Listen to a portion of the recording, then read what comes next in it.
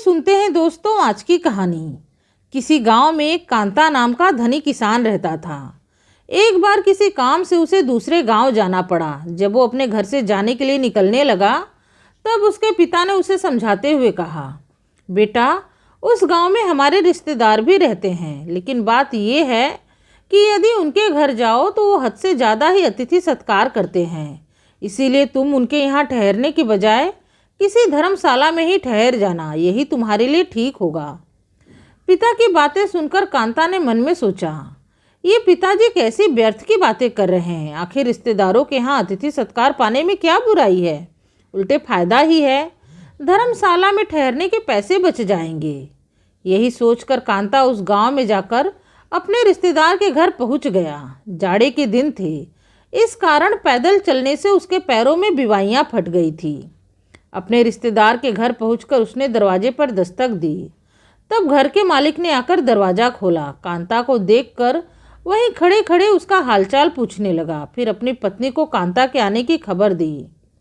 कांता ने जैसे ही घर के अंदर अपने कदम रखने चाहे, वैसे ही घर के मालिक ने उसे रोक दिया और अपनी पत्नी को आवाज़ देकर बोला, अरे सुनो, जरा छोटे बेटे को तो बुलाओ।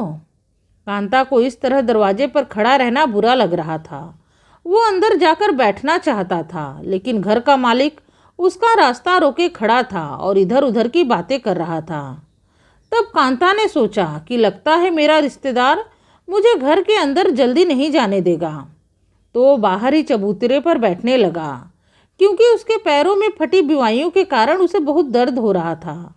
लेकिन घर के मालिक ने उसे बैठने से रोक दिया और बोला, बेटा, थोड़ी देर और रुक जाओ। जब तक मेरा बेटा नहीं आ जाता तब तक तुम बैठना मत।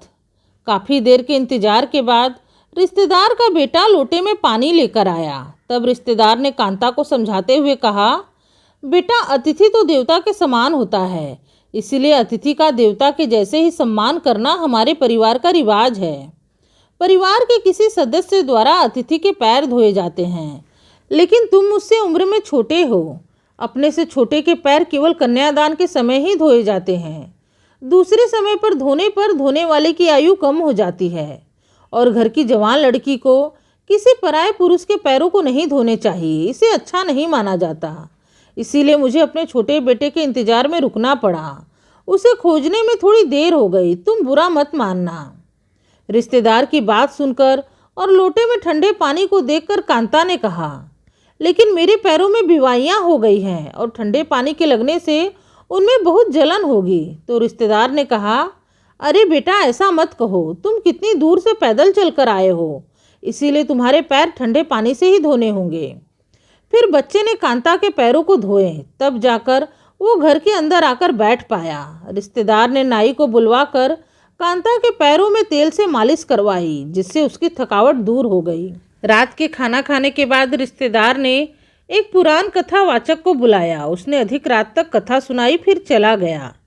तब रिश्तेदार ने कांता से कहा, बेटा, ऐसा कहा जाता है कि अतिथि के साथ पुराण कथा सुनने से बड़ा पुण्य मिलता है। अब ऐसे समय को छोड़कर मुझे और तुम्हें एक साथ कथा सुनने का मौका कहाँ मिलता। वैसे तो कांता को रोज रात जल्दी सो जाने की आदत थी, लेकिन पुराण कथा के कारण उसे देर रात तक जागना पड़ा। लेकिन ज़्यादा देर हो जाने के कारण उसकी नींद उचट गई। कांता के लिए आंगन में एक खाट के ऊपर बढ़िया बिस्तर की व्यवस्था की गई, लेकिन जैसे वो खाट पर लेटा, रिश्तेदार के छोटे बेटे ने शेर के जैसे दिखने वाले एक बड़े से कुत्ते को पकड़कर उसकी खाट से बांध दिया। कांता ने ये देखकर डर और हैरानी से पूछा, अरे, मेरी खाट में इस भयंकर कुत्ते को क्यों बांधा जा रहा है? तब उसके रिश्तेदार ने उसे समझाकर कहा, बेटा, हमारे गांव में चोरों का डर बहुत ज़्यादा है और चोर भी टोली बनाकर किसी के भी घर में घुस जाते हैं। कभी कभी तो घर के सदस्यों को भी जान से मार देते हैं, इसलिए हमने इस कुत्ते को पाल रखा है। इधर कुछ दिनों से चोरों का आतंक तो कम हो गया है, लेकिन फिर भी अपने देवतुल्य अतिथि की रक्षा करना हमारा परम कर्तव्य है। बेचारा कांता, उसे तो कुत्तों के नाम से ही डर लगता था, और ये तो विदेशी नस्ल का कुत्ता था, एकदम शेर के जैसा। ऊपर से कांता उसके लिए बिल्कुल नया आदमी था। इस वजह से वो कुत्ता बार बार कांता को सूंघ कर उसकी टोह ले रहा था। कुत्ते के डर से कांता की नींद ही गायब हो गई। तड़के जैसे ही उसकी आंख लगने लगी, तभी उसके रिश्तेदार ने आकर उसे जगा दिया, क्योंकि उसका मानना था कि अतिथि के जागने पर ही घर के दूसरे काम शुरू करना चाहिए। उधर रात भर जागने, यात्रा की थकावट और मौसम के बदलने के कारण कांता को जुकाम हो गया और वह छींकने लगा। उसे छींकता हुआ देखकर रिश्तेदार की 70 साल की बूढ़ी माँ उसके पास आकर बैठ गई। जैसे ही वो छींकता वैसे ही वो बुढ़िया गर्म पानी में अपनी उंगलियां डुबोकर उसके ऊपर छिड़क कर कहती, चिरंजीवी भव।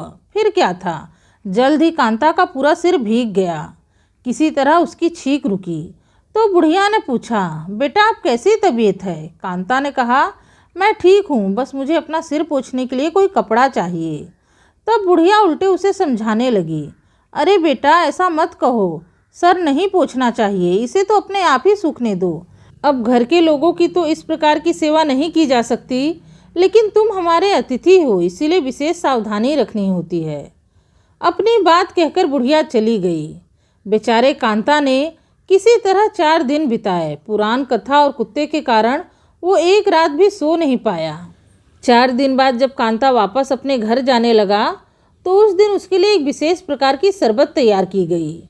उसके रिश्तेदार ने शरबत से भरा एक गिलास उसे थमाते हुए कहा, बेटा इसे पियो, ये अमृत जैसा शरबत हम बस मेहमानों के लिए ही बनाते हैं। ये शरबत 7 गिलास बनेगी और सारी शरबत तुम्हें अकेले ही पीनी है। इस अतिथि शरबत को घर के लोगों को बिल्कुल भी नहीं पीना चाहिए, यही हमारे घर का रिवाज है।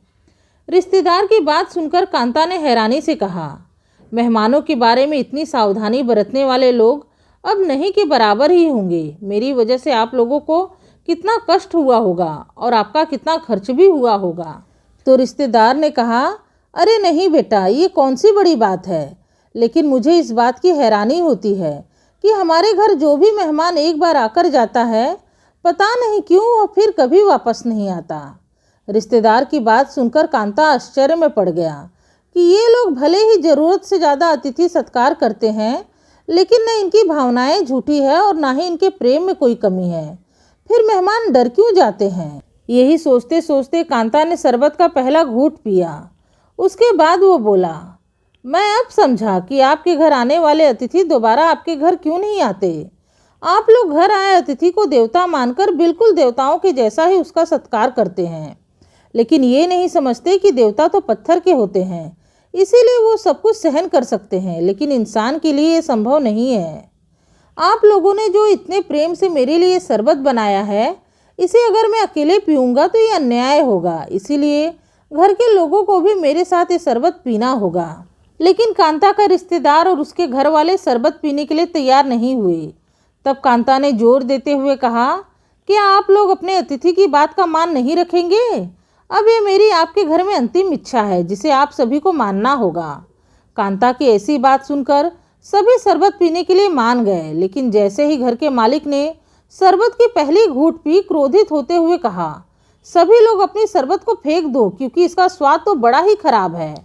तब कांता बोला कि अब आप ही बताइए कि 7 गिलास ऐसा शरबत पीने वाला मेहमान दोबारा आपके घर कैसे आएगा।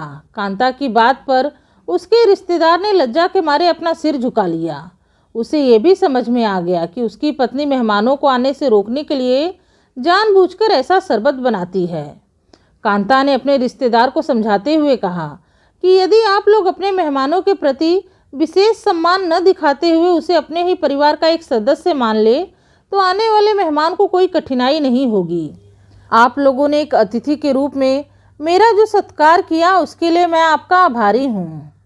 और अपने इन्हीं शब्दों के साथ कांता उस परिवार के सभी लोगों से विदा लेकर अपने गांव लौट गया। तो दोस्तों, ये थी आज की कहानी। उम्मीद है आप लोगों को कहानी पसंद आई होगी। कहानी पसंद आई है तो वीडियो को लाइक करके चैनल को सब्सक्राइब करना बिल्कुल न भूलें। आपसे मिलूंगी अपने अगले वीडियो में एक नई कथा कहानी के साथ। तब तक के लिए राधे राधे, धन्यवाद।